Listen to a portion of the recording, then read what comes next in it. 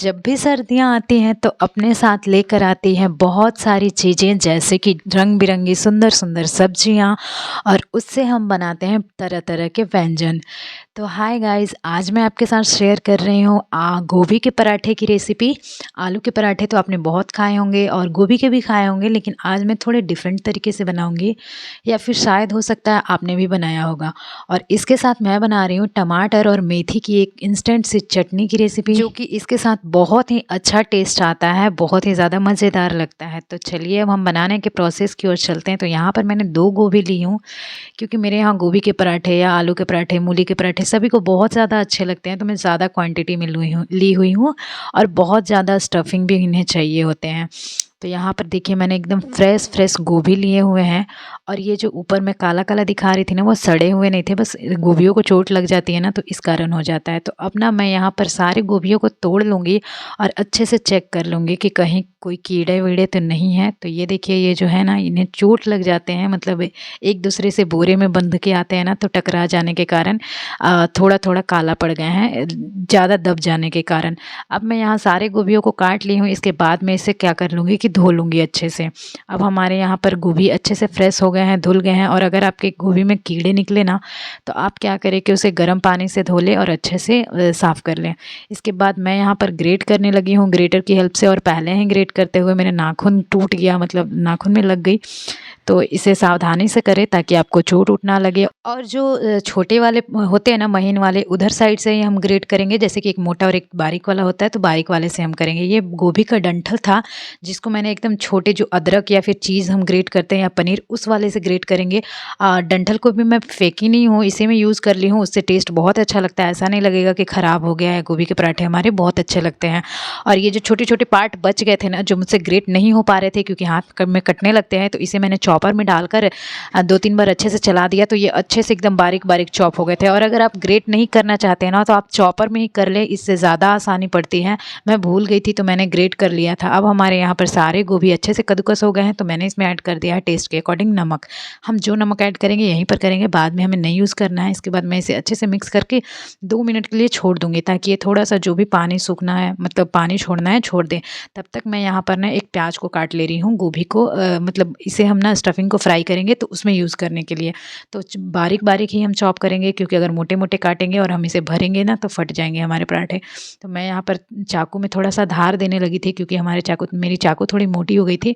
इसके बाद ये जो बीच का पार्ट है, इसे हम कर लेंगे क्लीन, और बारीक बारीक हम चॉप कर लेंगे, मतलब बहुत ज़्यादा बारीक या फिर बहुत ज़्यादा मोटा भी नहीं। तो यहाँ पर हमारे सारे प्याज कट गए हैं, मतलब एक ही प्याज थे, सारे नहीं। इसके बाद मैं यहाँ पर निकाल रही थी कुछ साबुत मसाले। हम इसे पंच फोरन की हेल्प से, मतलब तड़का लगाएंगे, मतलब छौंका लगाएंगे, सॉरी। तो यहाँ पर मैं सारे मसाले निकाल रही थी एक साथ ही। इसके बाद मैं चढ़ाऊंगी गैस के फ्लेम पर एक पैन, और पैन में डालेंगे हम सरसों का तेल। 2 से 3 चम्मच मैं ऐड कर दी हूँ। इसके बाद मैं इसमें डाली हूँ 8 से 10 मेथी के दाने, 8 से 10 जीरा, 8 से 10 सरसों के दाने, हाफ टेबल स्पून सौंफ, और थोड़े से साबुत धनिया को। सौंफ से ना बहुत ही ज़्यादा अच्छा लगता है, और हमें पंच फोरन यूज़ करना था, तो हम 5 तरह के मसालों, खड़े मसाले को डाल दिए हैं। जब वो चटक जाए ना, तो उसमें हम कटे हुए प्याज को डाल देंगे, और इसे जब तक आधा भुन जाए ना, तब तक हम इसे भूनते रहेंगे। तो गैस का फ्लेम मैंने यहाँ पर मीडियम रखा था, और इसे चलाते हुए कंटिन्यूअसली भून रही थी। तो 1 मिनट में ये प्याज हमारे भुन गए। इसके बाद मैं इसमें ऐड कर दी हूँ 1 चम्मच अदरक, हरी मिर्च और लहसुन का पेस्ट। इससे टेस्ट बहुत ही ज़्यादा अच्छा लगता है, और हमें कोई भी एक्स्ट्रा बहुत सारे मसाले डालने की ज़रूरत नहीं पड़ती है। अब यहाँ देखिए 2 मिनट में ही हमारे गोभी पानी छोड़ दिए थे, तो उसे मैं अच्छे से हाथों से निचोड़ कर ऐड कर रही थी पैन में, ताकि ये पानी, मतलब पानी के सहित अगर रह जाएगा ना, तो हमारे गोभी के पराठे सारे गीले गीले हो जाएंगे। स्टफिंग एक भी बेला नहीं पाएगा, मतलब बेल नहीं पाएंगे हम अच्छे से। इसलिए इन पानियों को निकाल देंगे, और ज़्यादा नहीं निचोड़े। अगर ज़्यादा पानी निकाल देंगे ना, तो फिर टेस्ट ही नहीं आएगा गोभी का, बस ऐसे ही लगेगा कि कुछ भरा हुआ है, लेकिन टेस्ट नहीं आएगा गोभी का। तो हल्के हाथों से ही निचोड़े, और ये भुनने के टाइम पे थोड़े से ड्राई हो ही जाएंगे। और ये जो बचे हैं ना पानी, इसे हम फेंकेंगे नहीं, इसका भी हम यूज़ कर लेंगे। इससे हम आटे गूँथने, मतलब हेल्प ले लेंगे। तो इसका हम वेस्ट नहीं करेंगे, इससे टेस्ट आ जाएगा हमारे आटे भी, हम इससे गूँथेंगे तो अच्छा ही ही टेस्ट आएगा, ख़राब नहीं होगा बिल्कुल भी। इसके बाद मैं इसे कर दी हूँ साइड पर और हम यहाँ चलाते हुए भून लेंगे अपने गोभी को। इसके बाद हल्का सा मैं चला ली हूँ क्योंकि नीचे मसाले थे और प्याज व्याज था तो वो जलने लगते हैं। और अब मैं ऐड कर रही हूँ 1 चम्मच हल्दी पाउडर। इसमें हम बहुत ज़्यादा मसाले नहीं ऐड करेंगे, बस हल्दी पाउडर और 1 चम्मच मैं ये धनिया का पाउडर ऐड की हूँ। इसके अलावा और कोई भी मसाले ऐड नहीं करेंगे और इसे अच्छे से कर लेंगे मिक्स। गैस का फ्लेम मैंने यहाँ मीडियम रखा था और इसे मिक्स करते हुए थोड़ी देर के लिए फ्राई कर लेंगे, मतलब 2 से 3 मिनट के लिए, जब तक कि ये सारी चीज़ें अच्छे से मिक्स ना हो जाए तब तक। तो यहाँ पर देखिए चलाते हुए कंटिन्यूअसली हमारे सारी चीज़ें अच्छे से एक दूसरे में मिक्स हो गई है, सारा फ्लेवर एक दूसरे में अच्छे से एब्जॉर्ब हो चुका है।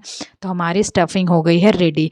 आप देख सकते हैं इसका टेक्सचर कितना भुरभुरा सा है, बिल्कुल भी गीला नहीं है। पराठे हमारे बहुत अच्छे बनेंगे और इस तरह से आप बनाएंगे ना तो बहुत ही ज़्यादा चटपटे लगते हैं पराठे। तो मैं इसे रख दे रही हूँ, गैस का फ्लेम मैंने कर दिया है ऑफ और इसे मैं रख दे रही हूँ साइड पे। अभी मैं सारे मसाले जो निकाली थी ना वही उनको फिर से अरेंज कर रही थी उनके जगह पर। और इसमें मैं डाल दी हूँ धनिया पत्ता थोड़ा सा और थोड़ा सा कलौंजी और अजवाइन, क्योंकि जो भी हमने ऑयली चीज़ें बनाते हैं ना तो उसमें अजवाइन डालना ज़रूरी रहता है ताकि उससे डाइजेस्ट अच्छे से हो जाए डाइजेस्ट। और आप चाहे तो हींग को भी ऐड कर सकते थे। अब हम यहाँ पर बनाएंगे एक इंस्टेंट सी चटनी। तो मैंने यहाँ पर ना मिट्टी का बर्तन लिया है और गैस का फ्लेम मैं कर रही थी ऑन, जो हो ही नहीं रहा था। ठंडी के मौसम में ना कभी कभी लाइटर भी काम नहीं आता है और ठंडी के मौसम में ना कभी कभी मिट्टी के बर्तन में खाने बनाने चाहिए, उससे टेस्ट बहुत ही ज़्यादा अच्छा आता है। मतलब ऐसे भी नॉर्मल जब भी आपका मन करे ज़रूर बनाया करे, क्योंकि उससे बहुत अच्छा टेस्ट आता है, मतलब 2 गुना 3 गुना बढ़ जाता है। तो ये मैं थोड़े से इसे साफ़ कर ले रही हूँ क्योंकि इसमें पानी था। और मैंने यहाँ पर एक प्याज काट लिया था उसमें यूज़ करने के लिए, चटनी के लिए यूज़ करना था हमें।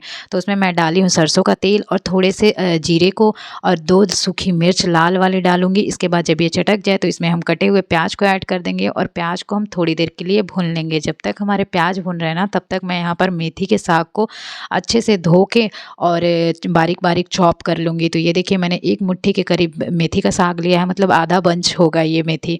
और हम टमाटर भी निकाल ली थी मैं, जो कि एकदम लाल लाल फ्रेश टमाटर थे। और हम यहाँ पर बारीक बारीक मेथी के साग को चॉप कर लेंगे। और आप ना ये बिल्कुल मत सोचिएगा कि ये मेथी के साग से बन रहा है तो हमारे चटनी जो है वो कड़वी लगेगी, बिल्कुल भी कड़वी नहीं लगेगी, बहुत ही ज़्यादा चटपटी लगती है। जब प्याज भुन जाए ना तो उसमें मैं ऐड कर दी हूँ 1 चम्मच अदरक लहसुन और हरी मिर्च का पेस्ट।